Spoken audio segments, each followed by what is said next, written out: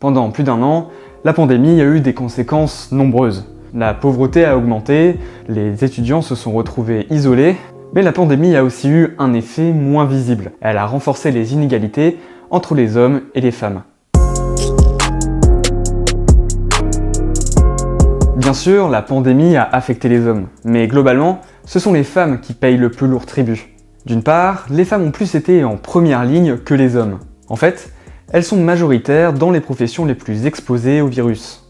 Elles composent 95% des aides à domicile, 91% des aides-soignants, ainsi que 87% des infirmiers. Les femmes représentent aussi 76% des caissiers et vendeurs. Ces métiers majoritairement féminins ont été en effet ceux qui ont eu le plus d'utilité sociale, mais paradoxalement, sont ceux qui sont les moins payés et ceux qui sont les plus exposés au risque. La rémunération moyenne d'une infirmière en France est inférieure à la moyenne européenne. Et en plus, globalement, les femmes occupent plus de contrats courts et précaires que les hommes. En France, elles représentent 70% des CDD et des intérims. Et parmi les 4,9 millions d'employés à temps partiel, 3,8 millions sont des femmes. Le problème, c'est que pendant la pandémie, ce sont ces contrats précaires qui ont le plus souffert du chômage. Une salariée sur deux qui était en contrat à durée déterminée ou en intérim au début du premier confinement ne travaille plus quelques mois plus tard. C'est vrai, beaucoup de femmes choisissent ces contrats courts par nécessité, pour s'occuper de tâches domestiques ou de leurs enfants. Parce que oui, en 2021, la répartition de ces tâches est encore inégale chez les ménages français. Et ça ne s'est pas vraiment amélioré pendant le confinement. On a regardé les adresses e-mail de ceux qui interagissaient avec les professeurs au moment des cours par visio. Eh bien, c'était une grande majorité des adresses de femmes. Donc, c'est elles qui assuraient les connexions. Chez moi, on est plutôt...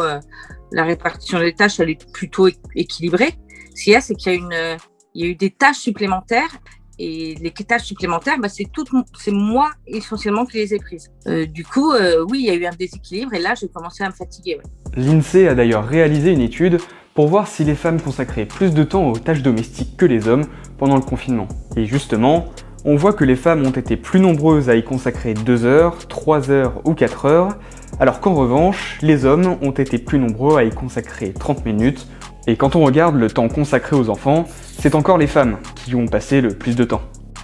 Mon mari, il fait la lessive, il fait la vaisselle, etc. Mais tout ce qui était en surplus, il s'en est pas rendu compte, je pense. Il s'est pas rendu compte que ça me donnait une charge de travail en plus. Et du coup, il a pas vu que je m'épuisais. Au début du confinement, je vivais avec le père de ma fille. Du coup, j'étais en formation. Je faisais un peu tout, en fait. J'avais les charges financières, j'avais toutes les charges mentales, j'avais en plus des charges par rapport à l'enfant. Je veux dire, c'est horrible, mais ça vous paraît tellement naturel que les choses vous reviennent que vous vous posez même plus la question. En plus de cette charge, les femmes devaient télétravailler, et là aussi, leurs conditions de travail n'étaient pas les mêmes que celles des hommes. Elles devaient tout simplement gérer 2 choses à la fois. Moi, je suis maman célibataire, je vis dans un appartement avec donc mes 2 garçons, et je travaille à la maison, puisque je suis près de Plume. Je travaille quand les enfants sont à l'école. Donc, si on ramène l'école à la maison, je ne peux plus travailler. J'ai donc décidé de me réveiller plus tôt. Donc, depuis, je me réveille à 5 heures du matin, tous les matins, pour pouvoir travailler avant que les enfants se lèvent. Et je travaillais une fois qu'ils allaient se coucher vers 8h30 jusqu'à 23h. Les femmes partageaient plus souvent leur espace de travail avec des enfants ou d'autres membres de la famille que les hommes. Forcément, cette charge a pesé sur le moral des femmes. Après le confinement, elles ont été plus nombreuses à se déclarer en arrêt maladie que les hommes.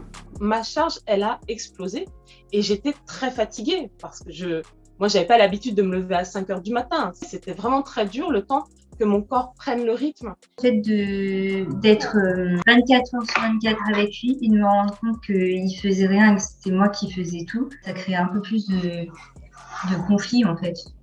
J'avais des crises de pleurs, j'avais des crises d'angoisse, j'étais tout le temps stressée, j'arrivais pas à dormir.